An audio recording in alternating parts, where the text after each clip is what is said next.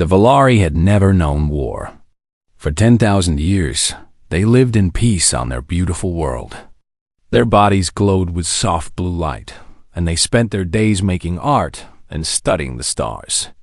They believed the universe was kind. They believed all beings were good. They were wrong. The first Drek ships appeared in their sky on a quiet morning. The Valari looked up and saw darkness blocking their twin suns. Millions of black ships, shaped like insects, covered the heavens. The swarm had come. Elder Keth stood in the great hall as the reports came in. His light flickered with fear he had never felt before. Cities were burning. The Drek were landing everywhere. They did not speak. They did not negotiate. They simply consumed. They ate everything: plants, animals, buildings, and people. "We must call for help," Keth said to the council. "We must send a message to every species in the galaxy." "No one will come," said Elder Voss, her glow dim with despair. "The Drek have destroyed 11 civilizations. Every species in the compact knows this. They are too afraid." But Keth sent the message anyway. He put all his hope into that signal. He told the galaxy about his people. He told them the Valari had never hurt anyone. He begged for help. He begged for someone, anyone, to save his world. The answers came quickly. The Lorms said they were sorry, but they could not help. The Tethani said the Drek were too strong. The Colvins said they would pray for the Valari, but they would not fight. One by one, every species in the Galactic Compact said the same thing: "We cannot help. We are sorry. Goodbye." Keth felt his heart break. 30 billion Valari. His children. His friends.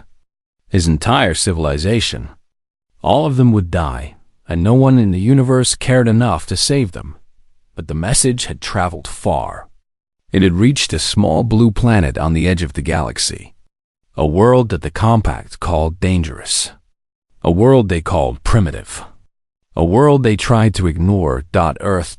Admiral Una was drinking coffee when the signal reached her ship. The UEN Indomitable was the largest warship humanity had ever built, and Una had commanded it for 5 years. She was a small woman with gray hair and calm eyes. Her crew respected her because she never panicked. She had seen many terrible things in her life, and she had learned to stay steady. Captain Suho brought her the message. He was young and strong, with a serious face. "Admiral, you need to see this." Una read the translation. She read about the Valari and their peaceful world. She read about the Drek and their endless hunger. She read the desperate plea from Elder Keth, asking the universe for help. "How many Valari?" she asked. 30 billion, Admiral. "And the Drek fleet?" "Millions of ships. Maybe more." Una was quiet for a long moment. She looked out the window at the stars. Somewhere out there, an entire species was dying. They had never made a weapon. They had never hurt anyone. And the galaxy had abandoned them. "Get me Fleet Command," she said. Lieutenant Mina opened the channel. She was the best communications officer in the fleet, fast and precise. "Channel open, Admiral." Una spoke clearly. "This is Admiral Una of the Indomitable. I am sending an emergency beacon that just reached us. I recommend immediate assembly of the War Council." On Earth, the message spread fast. People watched the news and saw the Valari's plea. They saw images of the glowing aliens, so different from humans but so clearly afraid. They saw the Drek ships covering the sky like a disease. The Terran Senate met within 6 hours. Senators argued and debated. Some said it was not humanity's problem. Some said the Drek were too powerful. But then Senator Park stood up. He was old, and he had fought in 3 wars before he became a politician. "I have a question," he said. "If we do not help, what kind of people are we?" The Valari asked for help. They are innocent. They are dying. And every other species in this galaxy turned away. He looked at his fellow senators. Is that who we want to be? Cowards who let children die because it's easier? The vote was unanimous. Humanity would help. Admiral Una received the order 12 hours after she sent the message. She read it twice to make sure she understood. Then she called her crew to the bridge. We have our orders, she said. We are going to Valara. We are going to fight the Drek, and we are going to save as many Valari as we can. She paused. This will be dangerous. Many of us may die. But we are human beings. We come from a world that tried to kill us every day. We survived ice ages and plagues and wars. We are still here. She looked at her people, at Suho, at Mina, at all the brave men and women who served under her. The Valari called for help, and humanity will answer. The crew stood straighter. Fear was in their eyes, but so was pride. Across the solar system, ships began to move. Old warships were pulled from storage. Crews were called back from leave. Factories worked day and night to make weapons and supplies. The people of Earth watched their fleet gather, and they felt something they had not felt in a long time. Hope, not for themselves, but for strangers they had never met. For a species they had never seen. For the simple belief that the strong should protect the weak. 800 ships formed up around Titan. Admiral Una looked at them on her screen destroyers. Carriers, battleships, all of them ready to fight. Set course for Valara, she commanded. The Armada jumped into hyperspace, and the stars stretched into lines of light. On Valara, Elder Keth looked up at the burning sky. His people were dying. His world was falling. And he had lost all hope. He did not know that help was coming. He did not know that halfway across the galaxy, a species called humans had heard his cry. He would find out soon. The shipyards of Titan had never been so loud. Commander Doan walked through the chaos, watching his people work. Sparks flew everywhere. Cranes moved heavy metal. Workers shouted orders and ran from ship to ship. Everyone moved fast because everyone knew the truth. Time was running out. Dohom was a tall man with a scarred face. He had fought in wars before, but nothing like this. The Drek swarm had destroyed 11 civilizations. No one had ever beaten them. No one had ever tried until now. Commander! An engineer ran up to him. Her name was Jisoo, and she looked tired. The Hammer of Soul is ready. We fixed the engines. Doan nodded. Good. Move to the next ship. That was how it went. Ship after ship, problem after problem. Doan solved them all. He did not sleep.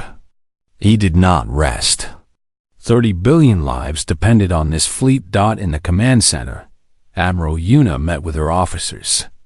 Captain Suho showed him the tactical data on a large screen. The information made everyone quiet. The Drek had approximately 2 million ships around Valara, Suho said. Their main weapon is numbers. They swarm their enemies and overwhelm them. Their ships are fast but not very strong. Their warriors are vicious but not smart. What about the Valari defenses? Lieutenant Commander Nara asked.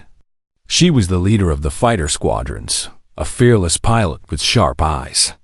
They have none, Suho answered. The Valari have never built a weapon. They have no military.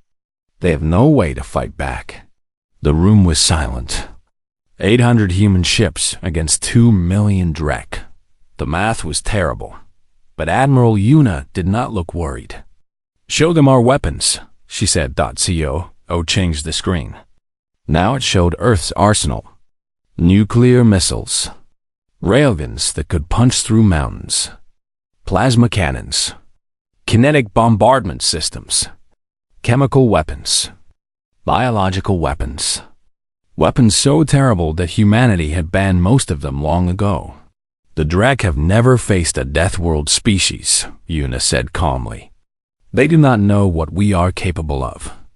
They have conquered peaceful civilizations, gentle beings who never learned to kill. They have never met humans. She stood up and looked at her officers. We have been killing each other for 200,000 years. We invented nuclear weapons and almost destroyed our own planet. We created poisons and plagues and machines of death. We are the most dangerous species in this galaxy. She paused. And now, for the first time, we will use that violence to protect someone else. The officers understood. They had all studied human history. They knew about the wars, the genocides, the endless bloodshed. It was ugly and shameful. But now, that terrible knowledge would save lives. On the other side of the galaxy, the Lorem ambassador received a message. His name was Dex, and he had served in the Galactic Compact for 60 years. He thought he understood humans. They were young, aggressive, and foolish. They fought too much and talked too little. He was about to learn how wrong he was. How many ships? Dex asked his assistant. 800 combat vessels. 40 carrier groups. 2 million soldiers. Dex's 4 eyes blinked in confusion. That is impossible. The humans cannot have that many ships. They do, Ambassador. They are sending their entire fleet. Dex sat down slowly. His legs felt weak. But why? The Valari are nothing to them. They have no trade agreements, no alliances, no treaties. Why would humans send their entire military to help strangers? His assistant had no answer. Dex decided to go see for himself. He took a fast ship to Titan, where the human fleet was gathering. What he saw there changed his understanding of humanity forever. Commander Dawn met the ambassador at the docking bay. Dex looked around at the massive warships, at the weapons being loaded, at the soldiers preparing for battle. Commander, Dex said carefully, I must ask you a question. Why are you doing this? Dawn looked at the alien. The Lorem were taller than humans, with gray skin and 4 arms. They were known as careful diplomats who never took risks. The Valari asked for help. Dawn said simply, That is enough. But you will die. Many of you will die. The Drek have never been defeated. Dawn smiled, but there was no humor in it. Then we will be the first to beat them. Dex shook his head. He could not understand these creatures. Your species is very strange, Commander. You fight each other constantly.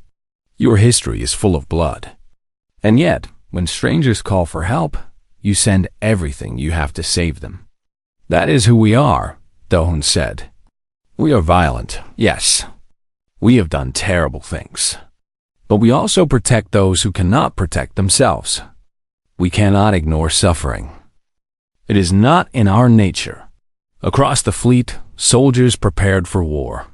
Sergeant Hannah checked her weapons and armor for the 10th time. She was a Marine, trained to fight on the ground. Her squad would be among the first to land on Valara. You scared? Private Junho asked her. He was young, barely 20 years old. Hannah looked at him.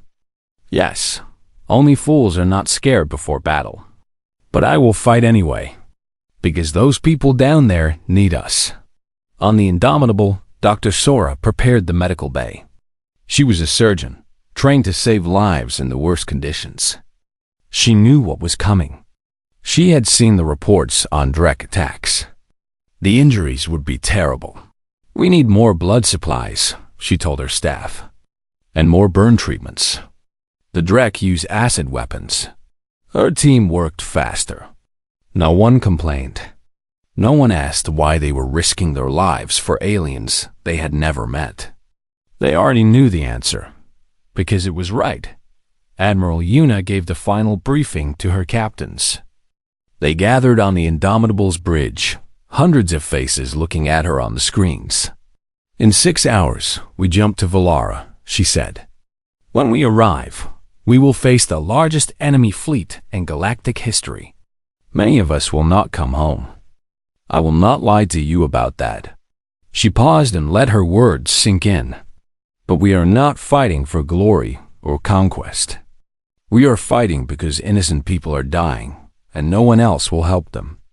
We are fighting because the Valari called out into the darkness, and we heard them.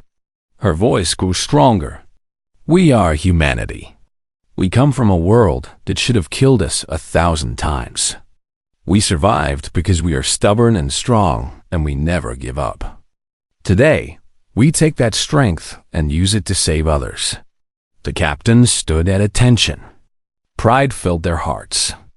All ships, prepare for jump, Yuna commanded. We have a world to save. 800 ships activated their hyperspace drives. The engines hummed with power. In 6 hours, they would reach Valara. In 6 hours, the Drek would learn what happens when you attack people under human protection. Ambassador Vex watched the fleet disappear into hyperspace. He stood alone in the observation deck, thinking about everything he had seen. These humans were strange and frightening and beautiful. They were killers who protected the innocent. They were warriors who fought for strangers. They were monsters who answered cries for help. Vex did not know if they would win. But for the first time in his long life, he understood something important. Humanity was not the galaxy's danger. They were its hope. The Armada dropped out of hyperspace, and the Valari saw something they thought impossible. Ships. Human ships. 800 warships peering from nothing, forming a wall between their dying world and the endless Drek swarm. The vessels were massive, covered in weapons, built for one purpose, only war. Elder Keth stood in the ruins of his city and watched the sky change. For 3 days, he had seen only darkness. Drek ships blocking the suns, Drek warriors killing his people, Drek machines eating his world. He had accepted death. He had said goodbye to Hope. But now, strange new ships filled his vision. Ships with names painted on their sides in a language he could not read. Ships broadcasting a message in the universal tongue. People of Valara, this is Admiral Yuna of the United Earth Navy. We receive your distress call. We are here to help. Hold on. We are coming. Keth fell to his knees. Around him, other Valari stopped and looked up. Their soft glow, dimmed by fear and grief, began to brighten again. Tears fell from their large eyes. Someone had come. Someone had answered. On the bridge of the Indomitable, Admiral Yuna studied the enemy. The Drek fleet was even larger than the reports had said. 2 million ships, maybe more, spread across the system like a disease. Their vessels were black and organic, shaped like insects, covered in weapons that dripped acid and fired plasma. That is a lot of ships, Captain Suho said quietly. Yes, Yuna agreed. But ships are not everything. Let us see how they fight. She opened a channel to the entire fleet. Every human heard her voice. All ships, this is Admiral Yuna. The enemy is before us. They think they are strong because they have numbers. They think we will run because we are few. She paused. They are wrong. We are humans. We come from a world that tried to kill us every single day. We survived ice ages, plagues, predators, and our own wars. We are still here. Her voice grew harder. The Drek have never faced a Deathworld species. They have only conquered peaceful civilizations who did not know how to fight back. Today, they learn what happens when they attack people under human protection. She gave the command. All ships weapons free. The first wave of nuclear missiles launched. Thousands of warheads, each one carrying the fire of a small sun, screamed toward the Drek formation. The aliens had never seen such weapons. In their long history of conquest, no species had ever used nuclear weapons in space. It was considered barbaric, primitive, insane. Humans did not care. The missiles hit, and the Drek formation exploded. White fire consumed everything. Thousands of enemy ships vanished in seconds. The radiation waves spread outward, damaging thousands more. Captain Taiwu commanded the destroyer, Soul's Fury. He watched the destruction on his screen and smiled grimly. That got their attention. The Drek responded with fury. They had never been hurt like this. They had never lost ships in such numbers. Their hive mind screamed with rage, and millions of vessels turned toward the human fleet. "Here they come," Lieutenant Mina reported from her station. "All of them." The battle became chaos. Human railguns fired constantly, sending heavy metal slugs through Drek ships at incredible speed. Plasma cannons burned holes through enemy armor. Point defense systems shot down incoming acid missiles. The human fleet moved together, each ship protecting the others, each captain knowing their role. Lieutenant Commander Nara led the fighter squadrons into the heart of the enemy formation. Her pilots were the best humanity had, trained to fly in conditions that would kill most species. They weaved between Drek ships, firing missiles and cannon rounds, destroying targets 10 times their size. "Stay together," Nara shouted over the radio. "Watch your wingmen. These things are fast, but they are not smart. Use that." A Drek fighter came at her from below. She spun her ship, fired, and watched it explode. Another came from the right. She dodged, barrel-rolled, and destroyed it with her cannons. Her pilots followed her example. They were scared, yes. They were human, and humans felt fear. But they fought anyway.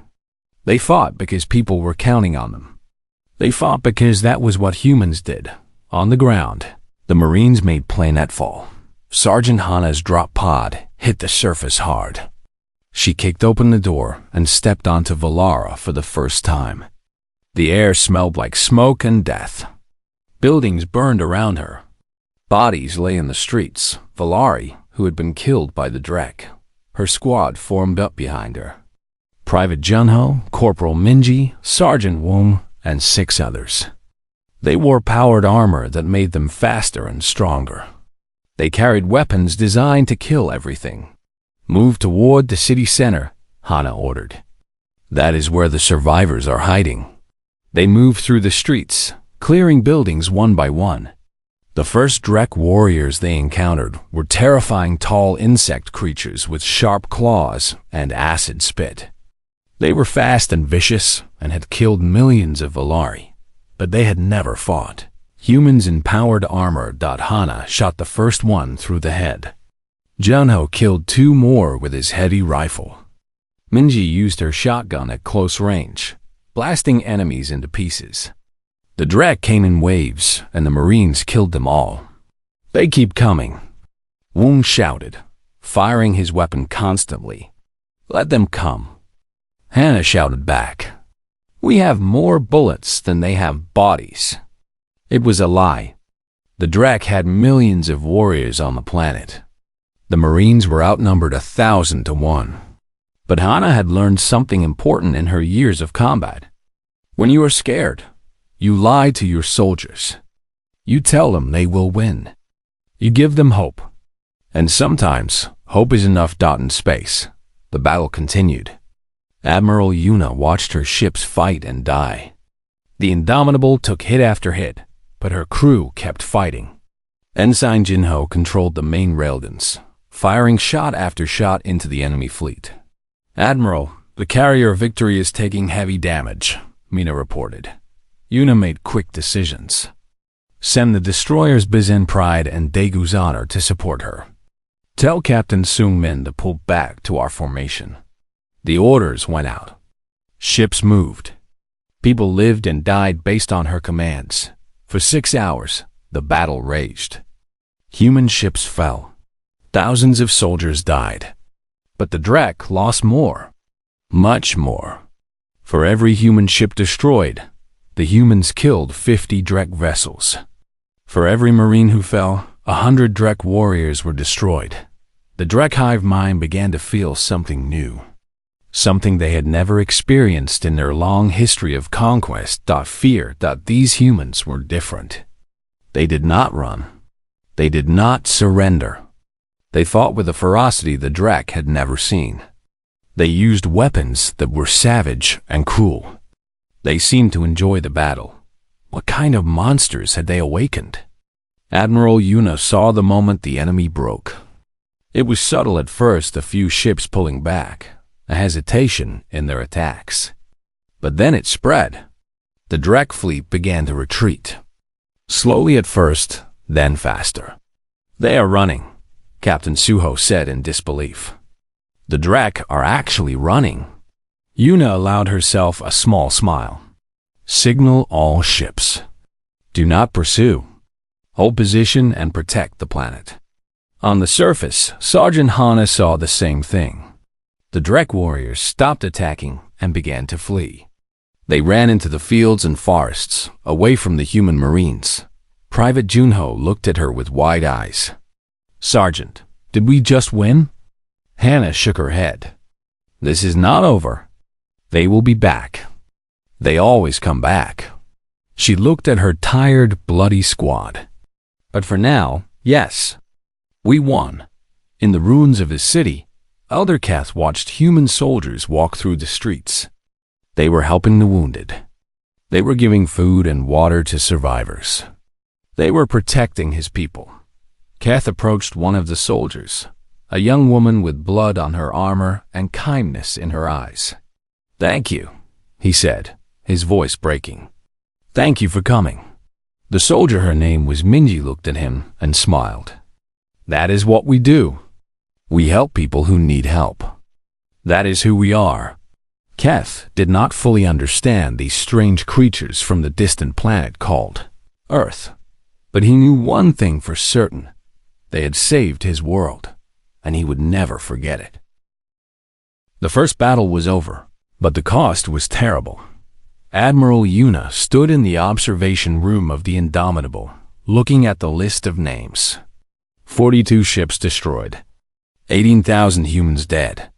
Each name was someone's child, someone's friend, someone's love.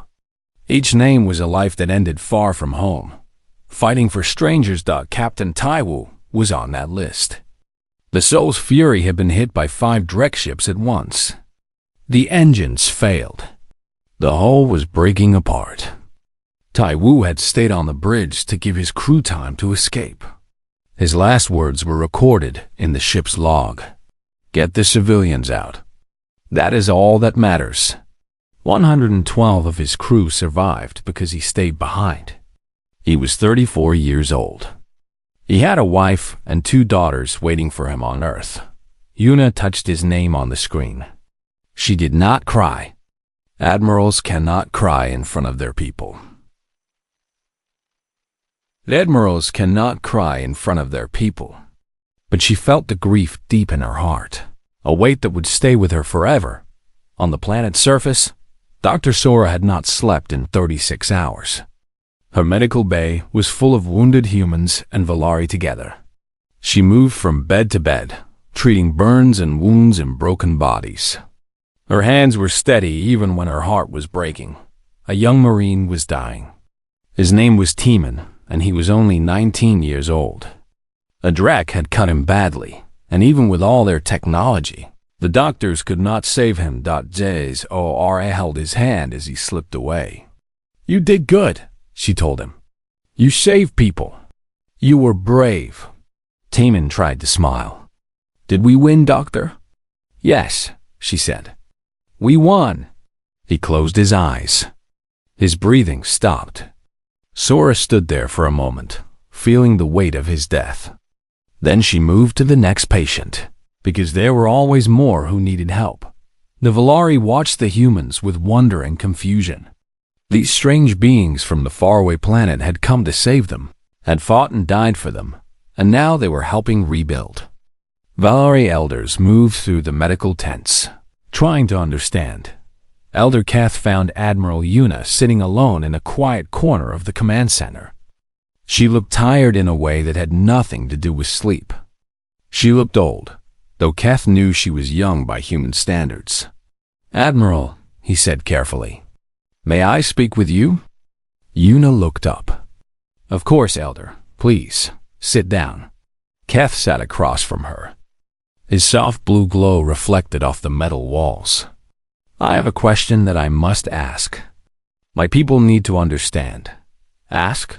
Why? The word hung in the air between them. Why did you come? Why did your people die for us? We are nothing to you. We have no value to offer. We cannot repay you.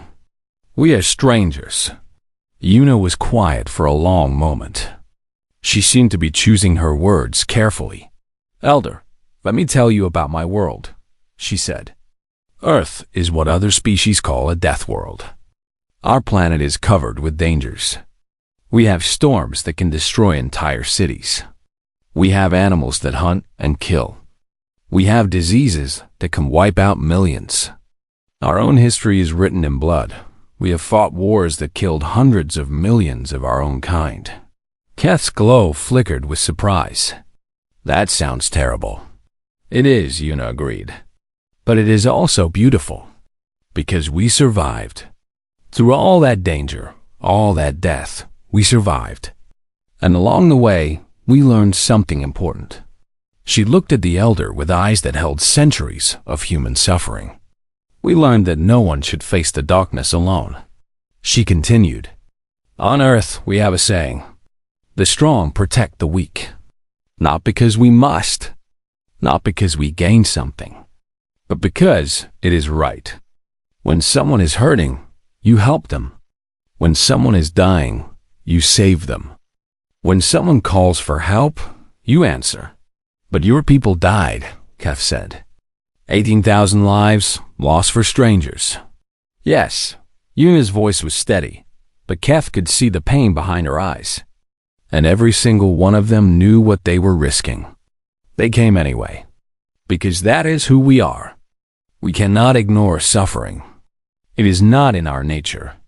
Keth thought about this for a long time. In his 10,000 years of civilization, the Valari had never developed this concept. They had never needed to protect anyone because they had never been in danger. They had never learned to fight because they had never had enemies. Your world must be a very hard place, he finally said. It is, Yuna agreed. But that hardness made us strong. And now we can use that strength to help others. She paused. Elder, I will be honest with you. The Drek will return. They always do. This battle was only the beginning. Keth's glow dimmed. Then we will die after all. No, Yuna's voice was firm. We will not leave until Valara is safe. We will fight as long as we need to. More ships are coming from Earth. More soldiers. We will protect your world until the Drek are destroyed or until they learn to leave you alone. Why? Keth asked again. Why would you sacrifice so much for us? Yuna stood up and walked to the window. Outside she could see human soldiers working alongside Valari, building defenses, treating wounded, sharing food. Two species so different working together. Because maybe, she said softly, this is why we were made this way. Maybe all that violence, all that survival, all that pain, maybe it was all leading to this moment. So we could protect those who cannot protect themselves. She turned back to Keth. Or maybe I am just looking for meaning in suffering. I do not know. But I know this: your people asked for help. And we answered. That is enough. Sergeant Hana sat with her squad around a small fire. They had lost 3 members in the battle. Corporal Wung was dead. Private Yuri was dead. Specialist Hoon was dead. Their names joined the long list of humans who had given their lives for Valara. Do you think it was worth it? Private Junho asked quietly. He was staring at the flames, his young face looking older than it should. Hana thought about the question. She thought about Wung's last words as he held the line against a wave of Drek. She thought about Yuri throwing herself in front of a Valari child to shield her from acid. She thought about Hoon, who had stayed behind to give his squad time to retreat. Yes, she said. I think it was worth it. Because look around you. Junho looked. Valari families were huddled together, alive because humans had fought for them. Children were sleeping peacefully for the first time in days. The sky was clear of Drek ships. "That is why we fight," Hana said.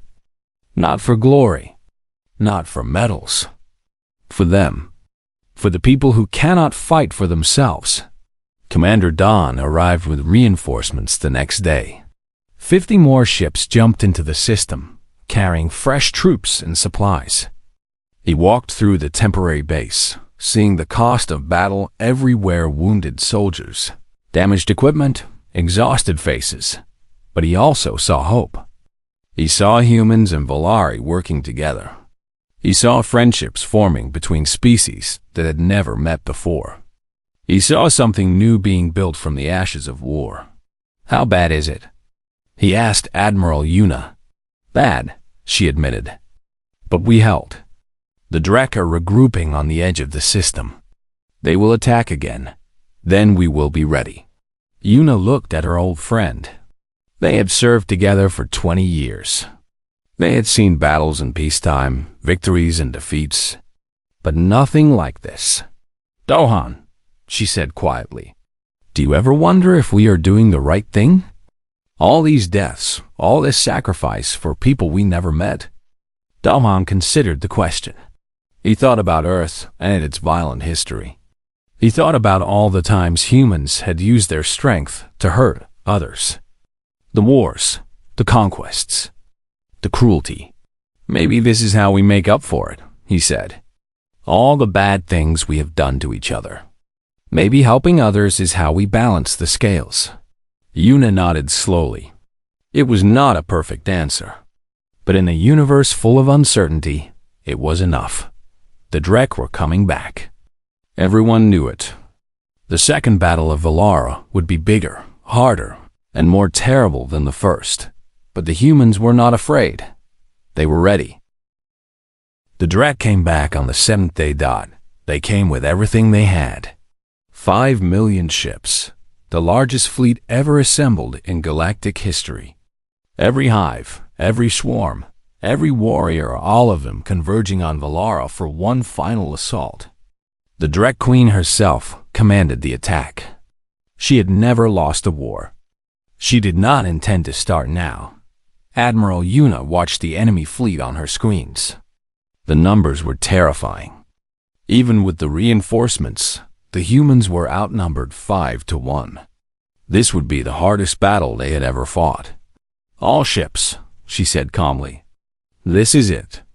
Everything we have trained for, everything we have prepared for, it comes down to this.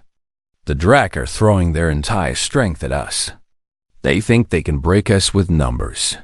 She stood straighter, and her voice grew stronger. "Show them what humanity is made of." The second battle of Valara began with fire and fury. Human ships launched everything they had. Nuclear missiles, railgun slugs, plasma beams, kinetic bombs, all of it screaming toward the enemy. The Drek responded with millions of their own weapons. Filling space with death.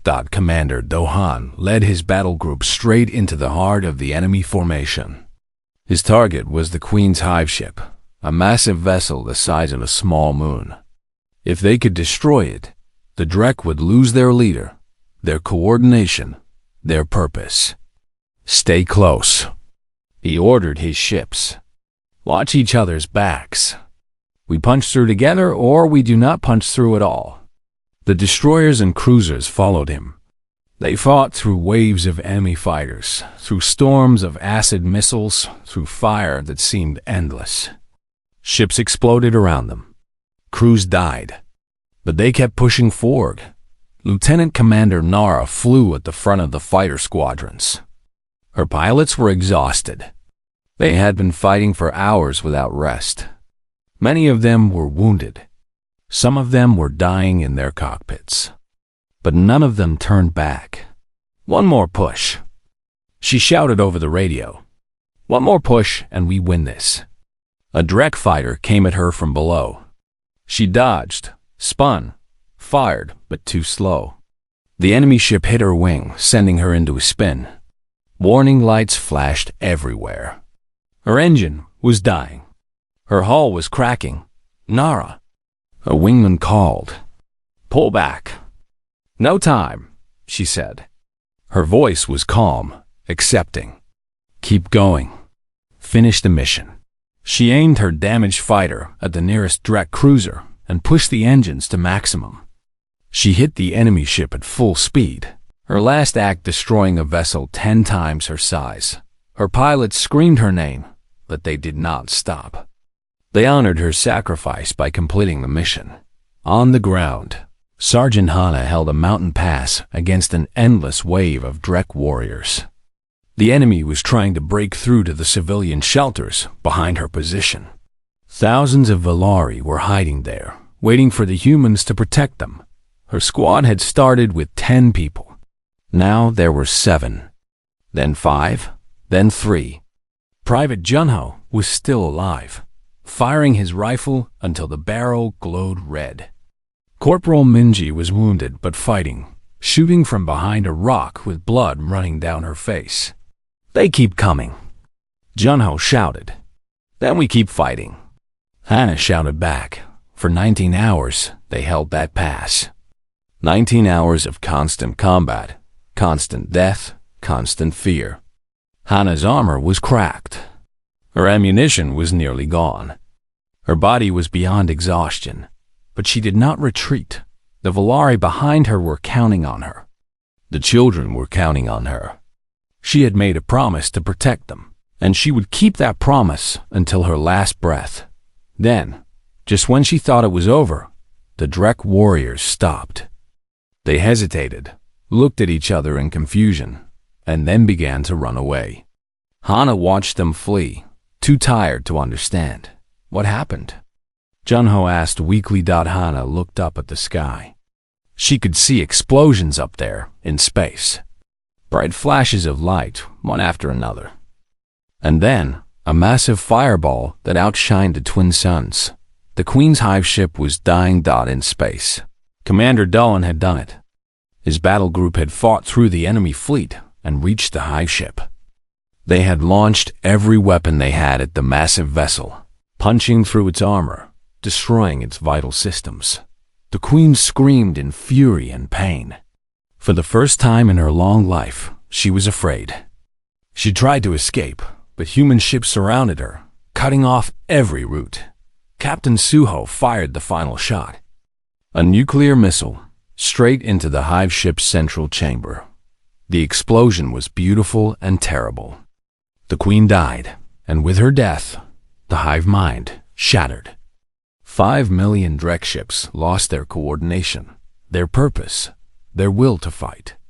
They turned and fled, scattering in every direction. For the first time in 11 genocides, the Drek swarm was broken. Admiral Yuna slumped in her chair. The battle was over. They had won. But the cost was enormous. 163 ships lost. 40,000 humans dead. The fleet was shattered, exhausted, wounded beyond measure. But Valara was safe. Lieutenant Mina spoke softly from her station. "Admiral, we are receiving messages from across the galaxy. The Larum, the Tethany, the Corvin. Everyone is watching." Yuna nodded tiredly. "What are they saying?" "They are saying..." Mina paused, her voice breaking slightly. "They're saying thank you." The Larum ambassador, Dex, arrived at Valara 3 days after the battle. He walked through the aftermath, the burning ships, the wounded soldiers, the grateful Valari, and felt ashamed. His species had refused to help. Every species in the compact had refused to help. Only the humans had answered the call. He found Admiral Yuna in the command center, still working despite her exhaustion. She was organizing rescue efforts, medical supplies, and recovery operations. "Admiral," Dex said, "may I speak with you?" Yuna looked at him with tired eyes. "Of course, Ambassador." Dex struggled to find the right words. "We thought humans were primitive, young, violent, unstable. We were wrong." He paused. "You are protectors. You are guardians. You are everything we should have been, but we're too afraid to be. Una shook her head. We are not saints, Ambassador. We have done terrible things to each other. Wars, genocides, cruelty you cannot imagine. But you also do this, Dex said, gesturing at the world around them. You save strangers. You die for people you have never met. You answer cries for help when everyone else turns away. They looked at her with new respect. That is something special. That is something the galaxy needs. Elder Keth named a constellation after Earth. The Volari poets wrote songs about the humans who came from the darkness to save them. Children were taught about the strange Deathworlders who could not ignore suffering. The Galactic Compact changed too. They rewrote their laws. They created new alliances. And they asked humanity to lead a new initiative, a force that would respond to distress calls, protect the weak, and fight against those who preyed on the innocent. Admiral Una accepted the responsibility. She stood before the Compact Council and spoke simply. We do not want power. We do not want wealth. We only want one thing to make sure no one has to face the darkness alone. The council agreed. 6 months later, a distress call came from the far edge of the galaxy. A species called the Harani were being attacked by raiders. They were peaceful farmers, defenseless against the weapons and ships of their enemies. They called for help, expecting no one to answer. Admiral Una received the message on the new flagship, the UN Hope. She read it once, then called her fleet to action. All ships, she commanded, set course for the Harani system. Full speed. Sergeant Hannah was on the Hope, now a captain. Her wounds had healed, but she still remembered Valara. She still remembered the mountain pass and the 19 hours and the faces of the Volari she had saved. Here we go again, she said to her new squad. Private Junho smiled. He was a sergeant now, promoted for his bravery. That is what we do, Captain. We help people. Yes, Hannah thought. That is what we do, Don. The Armada jumped into hyperspace. The stars stretched into lines of light. Somewhere across the galaxy, terrified people looked up at the sky and prayed for salvation. They would not pray long, because that is what humanity did. When someone called for help, they answered. When the weak needed protection, they provided it. When the darkness seemed endless, they brought light, not because they had to, but because it was right. The Harani saw the human fleet appear in their sky. Hundreds of ships bristling with weapons and determination. They had never met humans before. They had only heard stories about Deathworlders, about violent monsters, about dangerous creatures best avoided. But as the human ships formed up between them and their attackers, as the raiders turned and fled at the sight of the Terran navy, the Harani learned the truth. Humanity was not the galaxy's danger. They were its answer. And whenever someone called for help, no matter how far, no matter how dangerous, no matter how impossible, humanity would answer with an armada, with hope, with everything they had, because that was who they were, and the galaxy would never forget it.